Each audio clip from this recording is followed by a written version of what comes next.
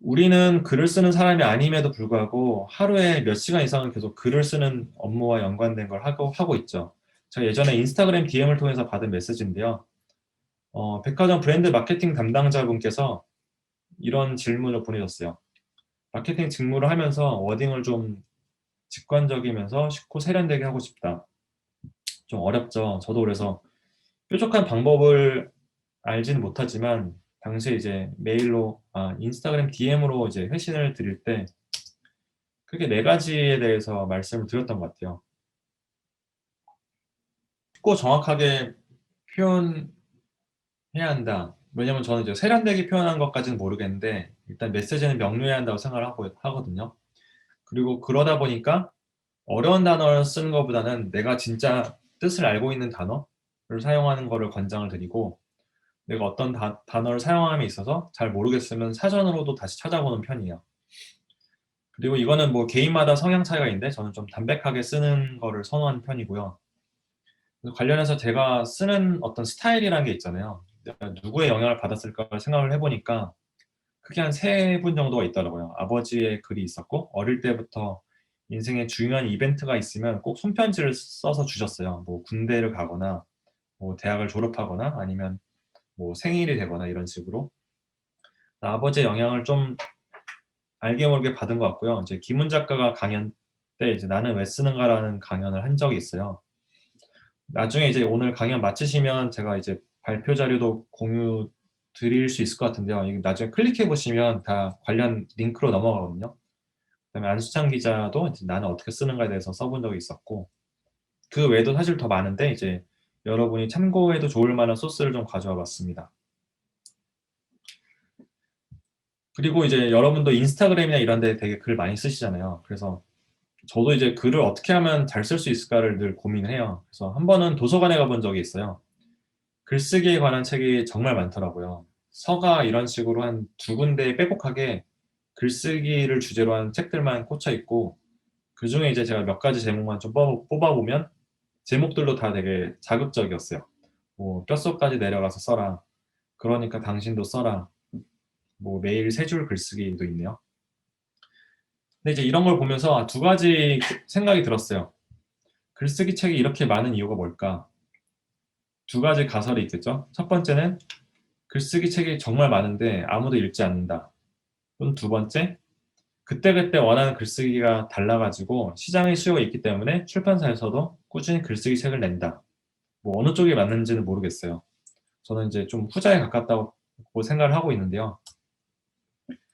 어, 오늘 이 짧은 강연에서 글쓰기 방법에 대해서 자세히 알려드리기는 당연히 이제 불가능하고 제가 그런 걸 또 원래 전문적으로 교육하는 분이 아니다 보니까 제가 예전에 읽은 기사에서 좀 인상적인 거 하나를 좀 전달해 드리려고 해요. 뉴스레터 스타트업 허슬이라는 데가 있는데 이제 당시 매니징 에디터였던 린제이 퀸이 글쓰기 팁에 대해서 딱 세 가지를 언급을 했었어요. 독자는 최대한 구체적으로 설정할 것, 그리고 목표는 하나만 정해라. 즉 읽은 이가 생각하거나 느끼거나 행하거나. 여러분 관점에서는 이렇게 될 수도 있겠죠. 내 글을 읽은 사람이 어떤 우리 제품을 사거나 아니면 어떤 메시지를 알리거나 아니면 우리 제품에 대해서 좋다는 느낌을 받거나 뭐 이런 식으로 취향할 수도 있을 것 같네요. 그리고 핵심 내용은 간단 명료하게. 그래서 이분의 3번을 토대로 다시 설명을 드리면 독자 설정을 구체적으로 하고 목표는 하나만 그리고 핵심 내용을 다시 한번 요약해서 전달하는 것. 요즘 많은 온라인 미디어를 보면 이걸 다 충실히 따르고 있는 걸 볼 수 있어요. 보통 글 마지막에 보면 그래서 말하고자 하는 포인트가 뭔데 세 줄 요약 딱 이렇게 블랙 포인트로 정리를 하고 있죠. 이걸 한번 지켜봐도 좀 효과적으로 도움이 될 것 같습니다. 가끔 이제 이런 식으로 글쓰기 강연을 할 때마다 청중분들에게 드리는 질문이 있어요. 여러분 평소에 자주 읽으시는지, 들으시는지, 보시는지. 그래서 많이 읽고 듣고 또 가끔 필사라면 도움이 돼요. 근데 필사라고 하는 게 되게 거창한 게 아니거든요, 사실은. 예전에 보통 필사하면 뭐 성경을 필사한다거나 어떤 고전을 필사한다거나라고 생각을 하실 텐데 오른쪽 글을 보시면 제가 이제 필사했던 페이지 일부를 캡처했어요. 이거 제 친구가 페이스북에 그냥 썼던 글이거든요. 근데 당시 글 내용 자체가 저한테 너무 와닿아가지고 제가 이제 친구한테 동의를 구하고 필사를 했었습니다.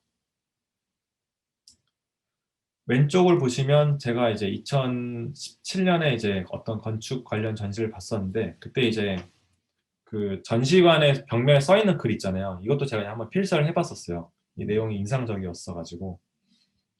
그래서 필사는 꼭 어떤 책의 구절을 필사할 필요는 저는 물론 책을 필사할 게 제일 많겠죠.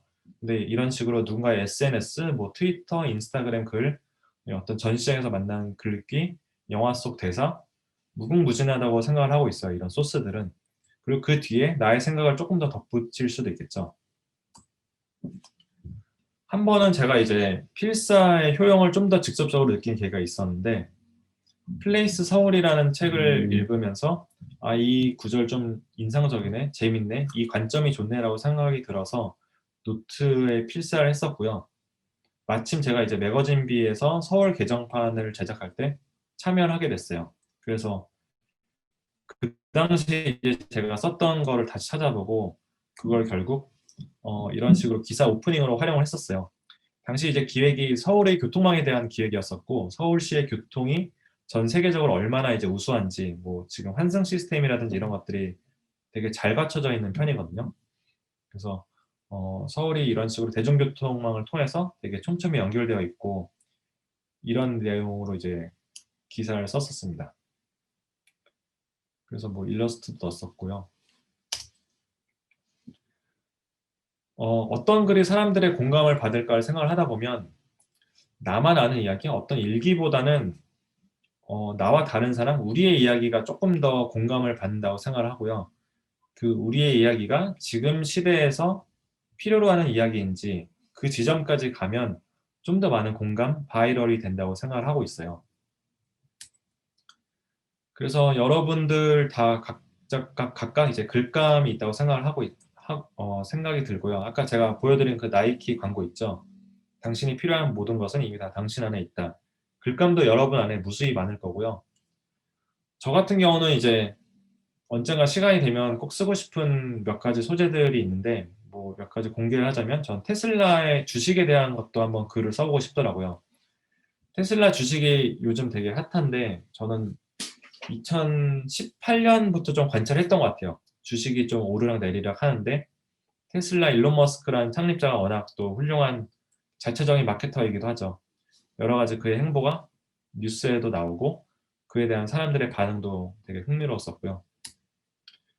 또 이제 언젠가 써야 하는 글감이 있다면 가끔 노트에 적어 놓기도 해요. 뭐 일단 기본적으로 어떤 회고록이 될 수도 있고 뭐 업무적으로 연관이 될 수도 있고 그러니까 지금 내 삶의 관심사, 인간의 본성 아니면 지금 내가 하고 있는 업에 관련된 주제가 될 수도 있고 어떤 생애 주기마다 관심사가 다르잖아요. 그래서 여러 가지 글 쓸 것들은 되게 많다고 생각을 하고요.